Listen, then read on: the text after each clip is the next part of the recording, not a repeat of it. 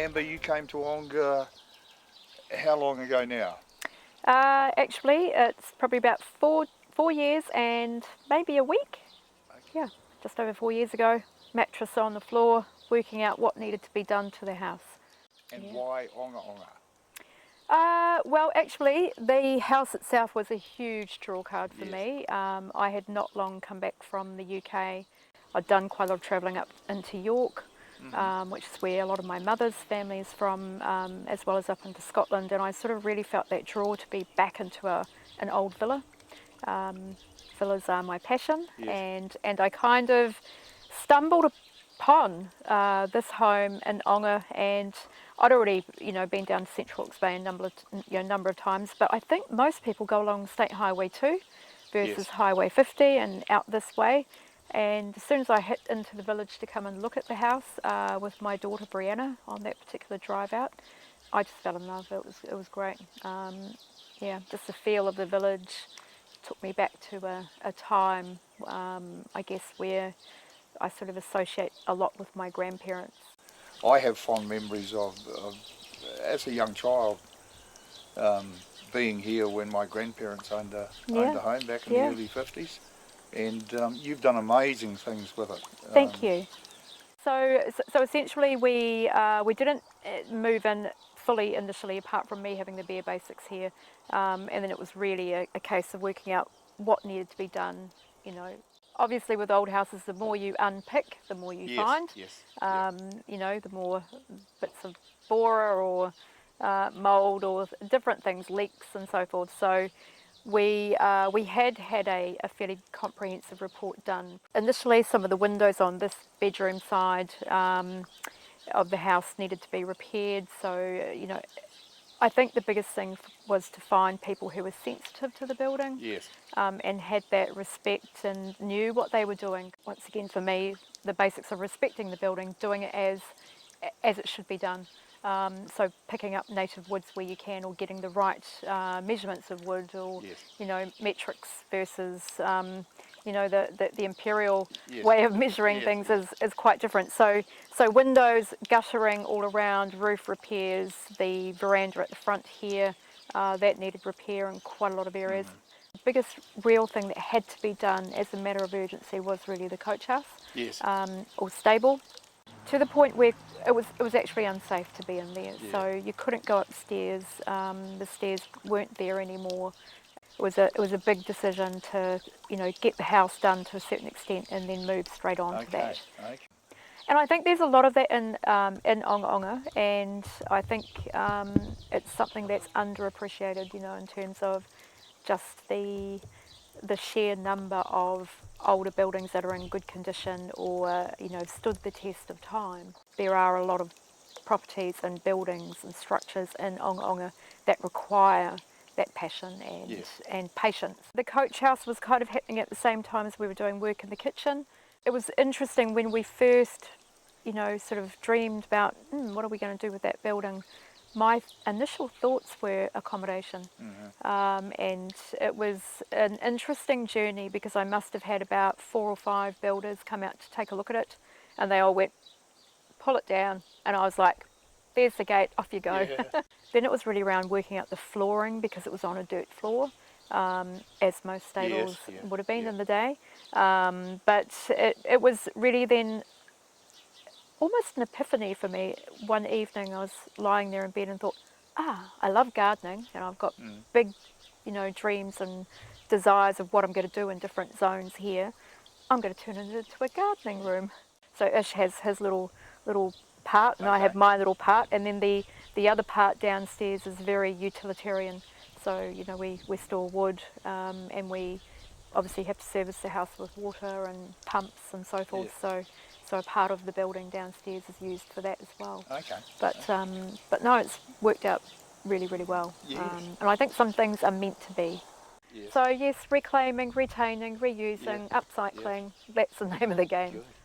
Actually, my great auntie and uncle, from both sides of the family respectively, they've all, I guess, had a pretty strong influence in how I sort of see plants and that vision around plants and what I like to do around exploring and being quite creative with gardening. One of my grandmothers lost her husband when she was 36, and she was a very independent, strong woman, and she would take on these little houses by herself and recreate them and bring them back to their former glory, and gardens included. So I've got very strong memories of being with her and gardening and flowers, different flowers very much remind me. So you were really quite interested even at that age? Yeah. So I think, I would have probably been 3, 4, very early formative memories of being in the garden, her gardens particularly, and as I got older that just grew stronger. But I've got amazing memories of being with my great auntie Ella, and then on my father's side, his uncle Alec, and he had a fantastic villa, very, very grand, but really only a few rooms were used. He had quails. It was my first time of experiencing quails.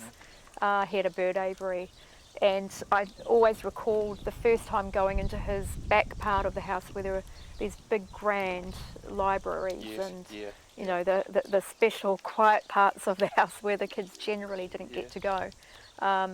And my dad is, he's quite a storyteller, and he loves to sort of reflect back to his time, being there. And you listen. Yeah, and I think both of those experiences of being able to go and experience something actually from a whole new era.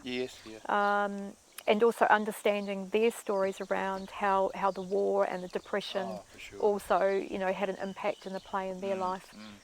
Knowing your own threads and family stories and the ups and downs and where people have come from is such a big thing You're for so me. lucky to have that because not everyone has got. I agree.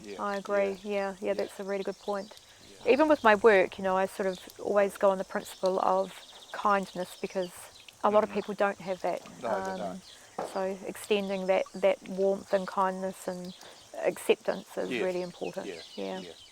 So the bird life you've seen. The kiraroo in here drinking out of the fountain. That's amazing. It is amazing. I was thinking more along the lines of tuis and bellbirds. Yes. The kiraroo in Onga. Yep. So you're right. Tuis, lots of tui, and bellbirds, silver-eye, wax-eyes, and I think the thing I love about the kiraroo is you can often be here and it's very quiet, and then all of a sudden you'll hear that swoop, and you think, where are they? Which I love. At night time, moorpork, there are a few moorpork, or ruru as they also call them. But the other one which has been interesting, which was probably more in year one, was I think they call it a shining cuckoo. Oh yes, who knock the eggs out of other birds' nests, and they'll take over. And to lay there, I think it's that they lay their eggs. The shining cuckoo. I've only recently found out that the 2 birch trees in the front were planted by the Samuels family. Oh yes.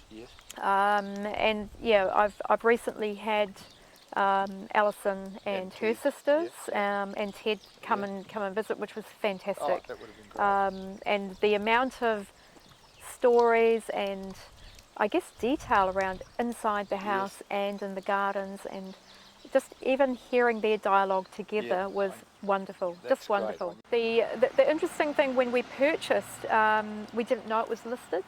And through the insurance company, they sort of said, oh, it's a listed building. And I thought, don't think so. And then they gave me more information, which really set me off on a different sort of a trail in terms of really wanting to find out even more. But for me, it's also, it's that story path. I wonder who built this. And I wonder, was it their first house or their last house, or about that family, who has lived in this building, who has sort of trodden those floorboards or the front porch. Heritage New Zealand telling me that they didn't have a lot of information. They knew about the house, they knew that it had been obviously listed in the early 80s, when there were a number of houses in Onga Onga listed at the same time. but even before moving in, before we took possession, I started on this little trail of trying to research online and see what I could find. Not so much actually just about the house, but also about Onga. It's got a rich history, you know, a fantastic, I guess, farming community, and obviously with the Coles building, which, you know, the Coles family built this home as well. But I think just the pure part of New Zealand that we're in, therefore the houses that people lived in, and how they connected themselves, you know, house to land, to their work, and how they would make a living. I find that quite fascinating. Based in the UK and so close to Europe, really opened up a whole bunch more family holidays and trips, and my work for me at that point took me all over the place. So at that point I was doing a lot of project management, and with publishing companies, and then worked across after that into Kazakhstan. So I'd go in and out of Kazakhstan every month, which was a whole new environment, because that was actually upstream oil and gas, and that was completely different from corporate publishing, big publishing companies. So going to other big corporates around upstream oil, there was a lot to learn in that industry for me. But I think in terms of the lifestyle that actually permitted for us was very intense month on working, and then a whole month off. Have time out and do travelling again was just amazing. So being able to go up to Scotland, and numerous times, Scotland was a regular path for us. But to go and have a week or a couple of weeks staying in in a big house on a loch, or go up to my family clan land, or up into other areas, was great. Trips to France, over to Hungary, driving trips rather than flying trips. So we did a lot through that period. So how long was that period? How long did that? So with Kazakhstan and going in and out, there was about an 18-month period, and then it was pretty much I wanted to call a halt to that, and at that point we were really wanting to come back to New Zealand. So we'd sort of made the conscious choice of, okay, the kids are getting older with schooling, we need to make that decision to come back and get everyone back together, and Hawke's Bay was always going to be our target. But for me, my heart and soul and my anchor is back here. And as much as I love it over there, and I do,